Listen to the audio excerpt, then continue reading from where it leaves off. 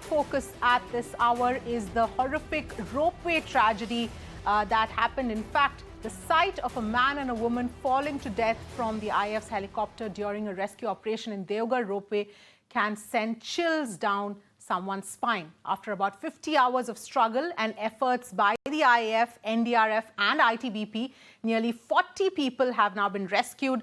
The rescue operation was by a multi-agency has finally now come to an end. 3 people lost their lives in this ropeway tragedy. Meanwhile, the Jharkhand High Court has taken suo motu cognizance of the incident, ordering an inquiry as well. The court will be hearing this matter on the 26th of April. Moreover, the High Court has also ordered the state government to file a detailed inquiry report through an affidavit. But let me first take you through the visuals here of this entire incident, the rescue operations that took place. You can see there on your on your screens the chopper that carried out this rescue operation. There was an extremely difficult terrain, as you will see in the further visuals going forward. It was a rescue operation that went on through the day. It was a night rescue as well. It was a multi-agency rescue operation that in fact took place, and we'll just keep going ahead and show you the different visuals. Look at that, it's an extremely mountainous region, as you can see here, so making the rescue operation all that much more difficult. Obviously, a lot of questions being raised on what it is that caused this entire tragedy to take place. There are people also who were falling from the cable car who were then rescued by the choppers as well.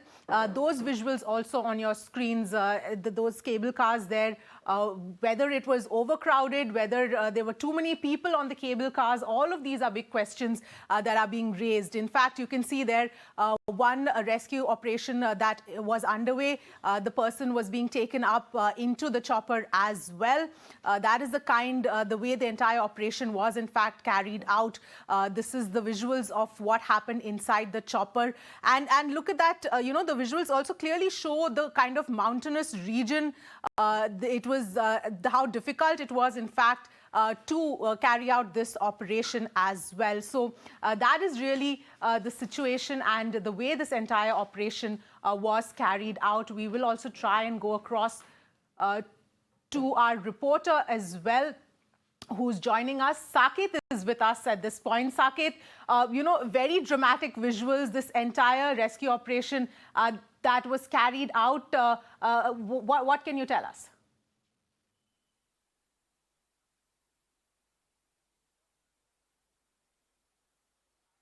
देखिए बिल्कुल काफ़ी कह सकते हैं कि जो ये 3 दिनों का जो वक्त रहा है वो काफ़ी कह सकते हैं एयरफोर्स के लिए भी बहुत चुनौतियों भरा रहा, जिस तरह से उन्होंने रेस्क्यू किया है तमाम लोगों का। तो ऐसे में चुनौतियों भरा रहा, लेकिन 4 लोगों की जो इसमें मौत हुई है इस पूरे हादसे में, जिसमें एक पुरुष है और 3 महिलाएं हैं जिनकी मौत इस हादसे में हो गई है।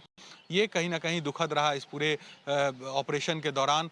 जिस तरह से तस्वीरें भी दिखी कि किस तरह से जब उन्हें एयरलिफ्ट किया जा रहा था एक शख्स को, तो उनका हाथ स्लिप करता है और वो गहरी खाई में गिर जाते हैं, जिससे उनकी मौत होती है। उसके बाद आज सुबह जब 15 लोगों को रेस्क्यू किया जा रहा था सुबह से, उसमें भी एक महिला जब उनको एयरलिफ्ट किया जा रहा था तो वो नीचे आ गई और नीचे आकर वो पत्थर पर गिरने से उनकी भी मौत हुई। तो 4 मौत इस जो ये रोपवे ट्रेजेडी है इसमें हुई है, और निश्चित तौर पर कई सवाल भी इससे खड़े हुए हैं कि आखिर इस तरह की घटना हो जा रही है, और वो भी इतने क्राउडेड एरिया में। चूँकि ये जो इलाका है वो देवघर बहुत धार्मिक स्थल माना जाता है, बहुत ज़्यादा लोग यहाँ पर आते हैं, लाखों की संख्या में लोग यहाँ पूजा करने आते हैं, और ऐसे लोग जब यहाँ पर पहुँचते हैं तो घूमने के लिए जो त्रिकूट पर्वत है वहाँ जाते हैं, और रोपवे के सहारे वो ऊपर एक मंदिर है वहाँ तक पहुँचते हैं, और वहाँ का नज़ारा जो है वो काफ़ी खूबसूरत होता है, तो वहाँ ज़रूर से ज़रूर लोग जाते हैं। तो ऐसे में ओवर क्राउडेड एरिया में इस तरह से रोपवे को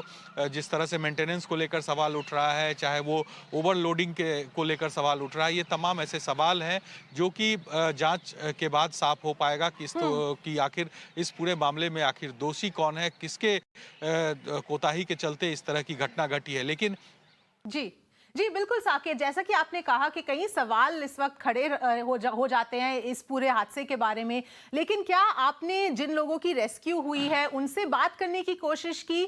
और जो अथॉरिटीज है इस वक्त क्या बोल रहे हैं कि इस हादसे के पीछे क्या वजह हो सकती है?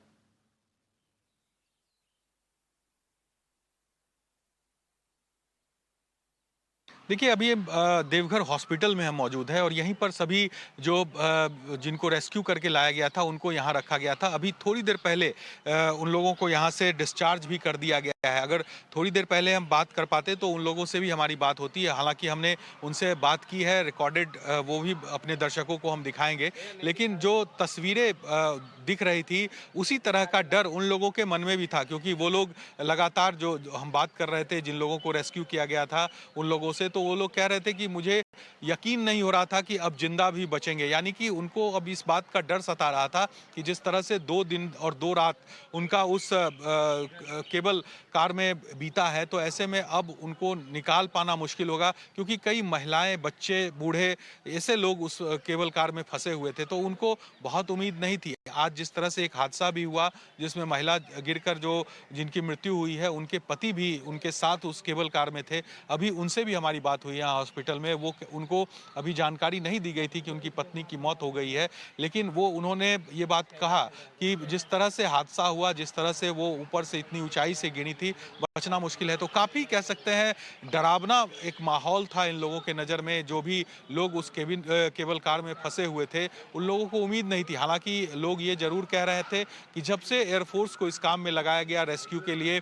जब एयरलिफ्ट किया जाने लगा सब लोगों को, तब इन्हें जाकर यकीन हुआ कि जब सेना को इसमें लगाया गया है तो निश्चित तौर पर अब हम लोग बच जाएंगे। लेकिन जब 1-2 घटनाएं घटी उसके बाद कहीं ना कहीं फिर से एक बार डर का माहौल था। और जब यहाँ भी हमने डॉक्टर से बात की तो एक जो ट्रॉमा में ये लोग रहे हैं लगभग 45 से 50 घंटे तक, उस ट्रॉमा से निकलने में अभी समय लगेगा, क्योंकि जब आदमी को सामने मौत दिखती है तो आखिर जिस तरह का डर होता है वही डर इन लोगों के चेहरे पर भी दिख रहा था। कई लोग इसमें रो भी रहे थे। तो ऐसे में अब प्रशासन और सरकार इसको जिम्मेदारी तय करनी होगी, क्योंकि इस तरह से अगर 50 लोगों को इस तरह से लटकता हुआ छोड़ दिया जाए मौत के कुएं में, तो कहीं ना कहीं ये जो है एक फेल्योर है सरकार का भी और प्रशासन का भी। जी जी बिल्कुल साकेत, आप बिल्कुल सही बोल रहे हैं। मेंटल ट्रॉमा जो हुआ रहेगा इन सब लोगों के ऊपर, वो बहुत गहरा होगा। शुक्रिया हमारे साथ जुड़ने के लिए और ये सारी जानकारी के लिए।